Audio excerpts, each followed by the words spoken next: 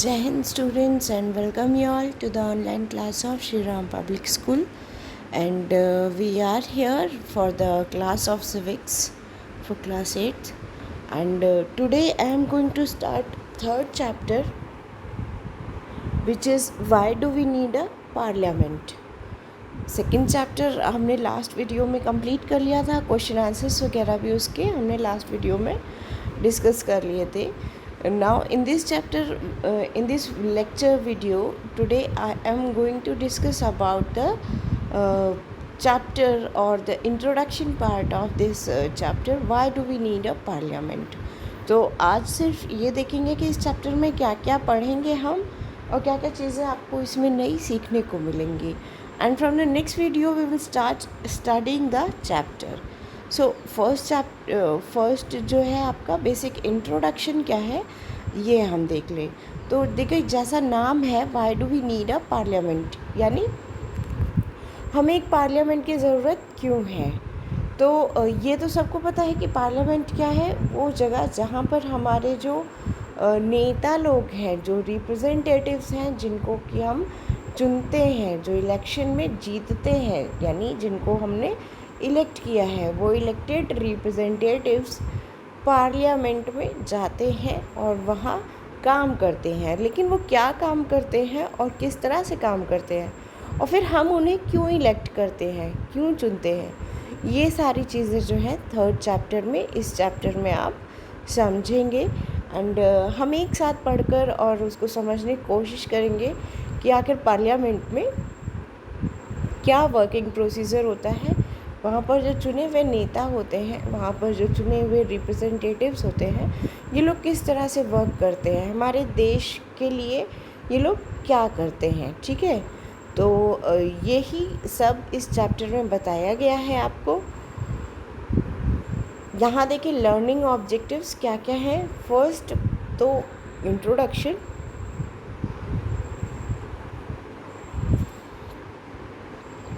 आपका फर्स्ट जो टॉपिक है वो है इंट्रोडक्शन का.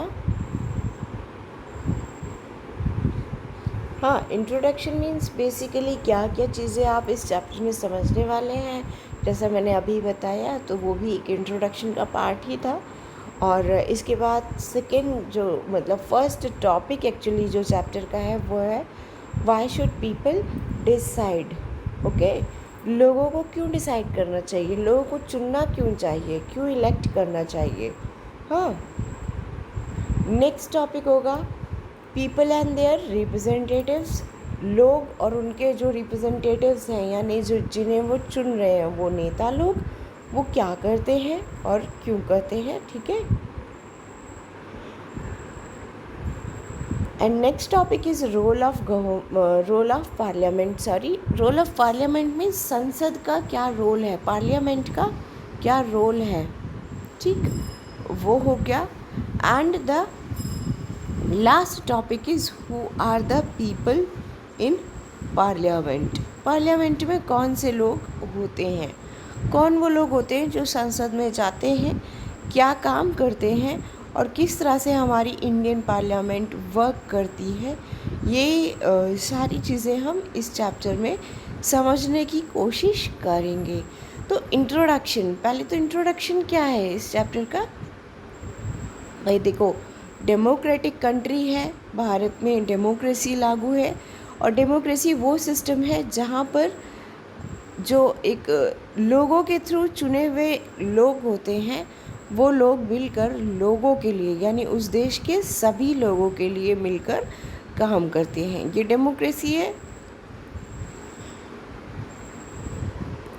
अब बात आ जाती है कि ये जो चुने हुए लोग हैं, ये कौन लोग हैं, किन लोगों को हम चुन सकते हैं. ठीक है, और कौन चुनेगा, यानी पहली बात तो कौन चुने जाएंगे और दूसरी बात कौन उनको इलेक्ट करेगा. Who will be the people who will elect the representatives. ठीक है, ये सारी चीज़ें.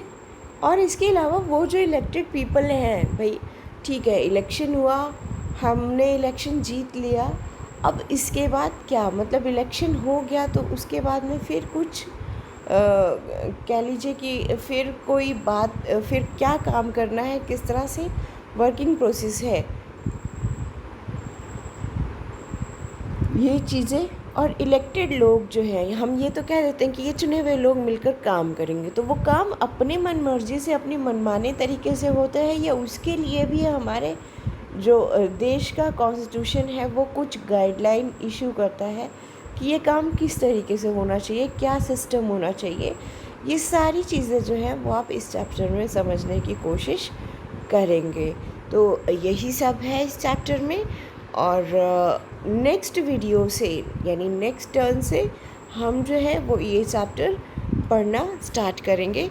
आज के वीडियो के लिए मैं आपको फर्स्ट टॉपिक आपका स्टार्ट करके बता रही हूँ, that is why should people decide. This is the first topic of your chapter. So let's start the reading of the chapter. Yes, here you can see, here I am having the chapter, why should people decide. लोगों को decide क्यों करना चाहिए, लोगों को किसी भी representatives को चुनना क्यों चाहिए।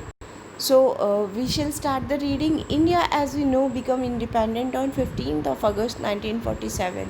भारत देश, जैसा कि हमें पता है, आज़ाद हुआ था कब? 15 अगस्त 1947 को। Preceding this was a long and difficult struggle in which many sections of society participated. इसके पहले हम सबको पता है कि एक बहुत लंबी स्ट्रगल चली थी जिसमें बहुत लोगों ने पार्टिसिपेट किया था। और वो क्यों किया था? ताकि हमें आज़ादी मिल सके। हाँ, under the colonial rule the people had lived in fear of British government and did not agree with many of the decision that they took. Britishers के रूल में, जब ब्रिटिशर्स का कॉलोनियल रूल था यहाँ पर, तो ब्रिटिशर्स के rule में बहुत सी ऐसी बातें होती थी जो कि ब्रिटिश गवर्नमेंट जो है वो डिसाइड कर लेती थी, हमारे लिए डिसीजंस लेती थी। लेकिन वो डिसीजंस हमें, यानी कि इंडियंस को पसंद नहीं आते थे, और वो हम लोग उससे एग्री भी नहीं करते थे। लेकिन हमें ये राइट नहीं था, ये अधिकार नहीं था, और ये फ्रीडम नहीं थी कि हम उन डिसीजंस को अपोज कर सकें या क्रिटिसाइज़ कर सकें, हम उनको फॉलो ना करें अगर हमारा मन, मतलब अगर हम उससे एग्री नहीं कर रहे हैं। ठीक है, the freedom movement change this situation. और आज़ादी की जो भी ये आज़ादी का जो लड़ाई चली, उससे ये सिचुएशन बदली।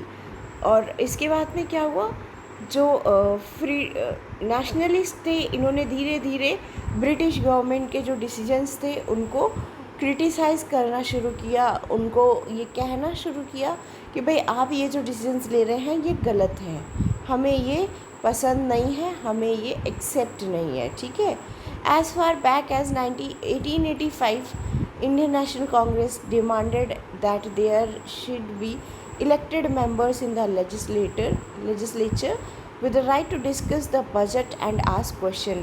1885 में इंडियन नेशनल कांग्रेस का जो सेशन हुआ था, जो मीटिंग हुई थी, उसमें वहाँ के लोगों ने ये डिसाइड किया था कि ब्रिटिश गवर्नमेंट से हम डिमांड रखेंगे कि हमारे इलेक्टेड मेंबर्स जो है वो गवर्नमेंट में शामिल होने चाहिए। ठीक है, लेजिस्लेचर में शामिल होने चाहिए, और उन्हें ये अधिकार होना चाहिए कि वो जो गवर्नमेंट बजट है उसको डिस्कस कर सकें, उसके बारे में क्वेश्चन पूछ सकें। The government of India act 1909, ठीक, allowed for some elected representation. और इसके रिज़ल्ट के तौर पर ये आंदोलन वगैरह जो चले, फिर लोगों ने डिमांड किया, उस डिमांड को संतुष्ट करने के लिए जो ब्रिटिशर्स थे उन्होंने government of India act 1909 implement किया, जिसके अकॉर्डिंगली आपका कुछ इलेक्टेड रिप्रेजेंटेटिव्स को अलाउ किया गया कि वो लेजिस्लेचर में आकर बैठ सके, लेजिस्लेचर में पार्टिसिपेट कर सके, और वो लोग मिलकर बजट वगैरह डिसाइड कर सके। While these early legislature under the British government were in response to the growing demand of nationalists, ये जो लेजिस्लेचर के जो मेंबर्स थे जो कि चुने गए थे, वो सिर्फ ब्रिटिशर्स के हिसाब से वो इसलिए थे कि भाई बाकी लोग शांत हो जाओ और हमने आपकी डिमांड मान ली है, ठीक है। जबकि लोगों को क्या था कि लोगों को फ्रीडम चाहिए थी। जैसे जैसे उनको थोड़ी डिमांड्स कंप्लीट हो रही थी, वो अगली डिमांड रखते थे ब्रिटिशर्स के सामने, गवर्नमेंट के सामने, ठीक है। फर्स्ट चैप्टर में आपने पढ़ा कि भाई किस तरह से कॉलोनियल रूल से हमारे देश के लोगों ने आज़ादी पाई, बहुत मुश्किल से स्ट्रगल करके ये आज़ादी पाई, और इसलिए ही हमने देश को एक डेमोक्रेटिक गवर्नमेंट बनाया, जहाँ पर एक डेमोक्रेटिक कंट्री के हिसाब से एक डेमोक्रेटिक गवर्नमेंट काम करे, जिसमें किसी पर्टिकुलर पर्सन की अपनी मनमर्जी नहीं चल सकती है। अब ये मनमर्जी या अपनी मर्ज़ी जो है वो किस तरह से नहीं चलेगी और किस तरह से लोगों की इच्छा काम करेगी, वो हम इस चैप्टर में समझने की कोशिश करेंगे, ठीक है। With the coming of independence we were going to be the citizens of a free country. जैसे हमारे देश को आज़ादी मिल रही थी, हम लोग एक आज़ाद देश के नागरिक होने वाले थे। This did not mean that the government could do what it felt like. लेकिन इसका मतलब ये नहीं है कि सरकार चाहे जो चाहे वो कर सकती है, ठीक है।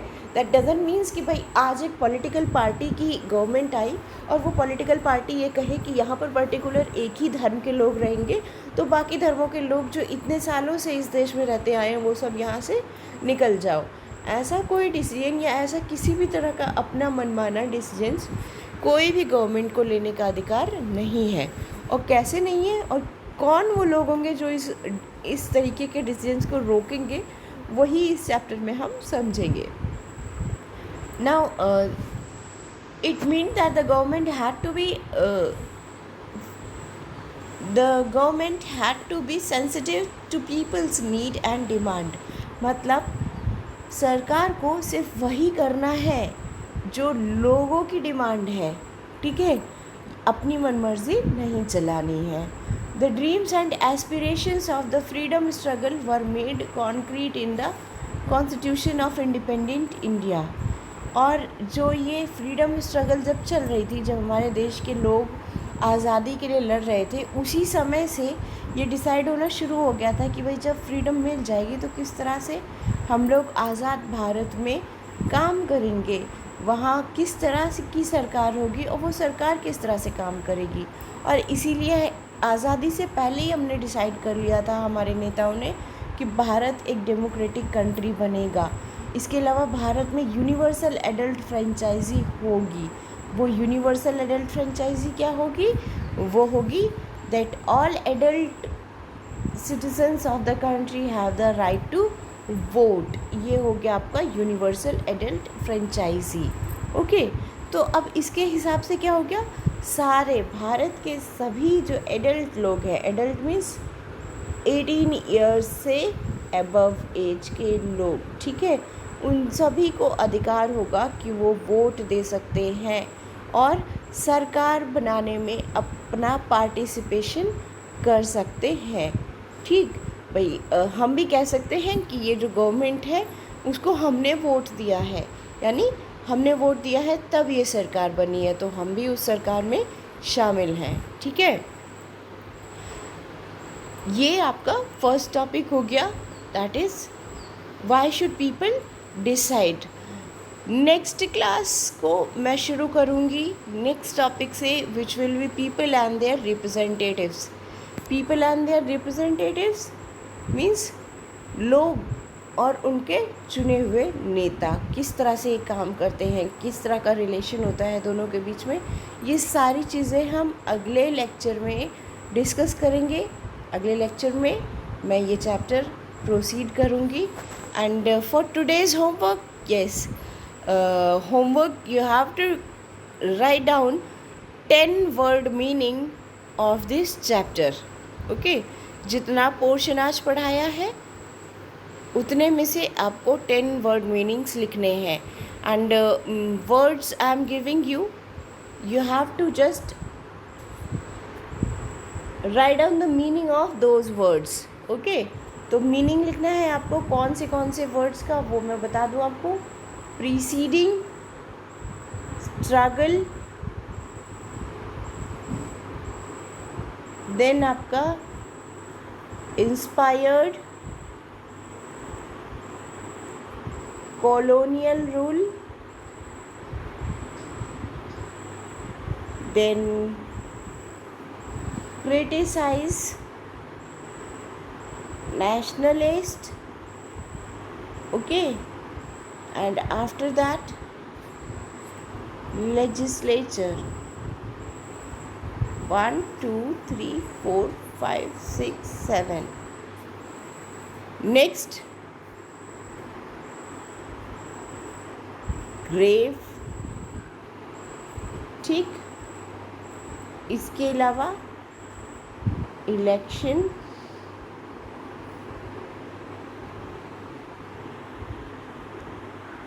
And then participation.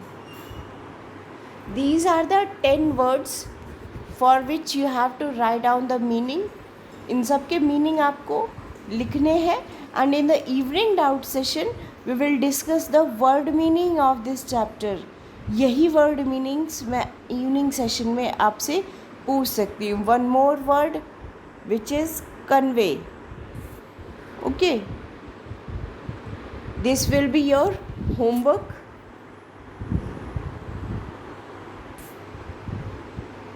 And you have to do this work in your fair copy. ये वर्ड मीनिंग आपकी फेयर कॉपी में 3rd चैप्टर में होने चाहिए. And after that we will discuss this word in our evening doubt session. That's all for today. Thank you.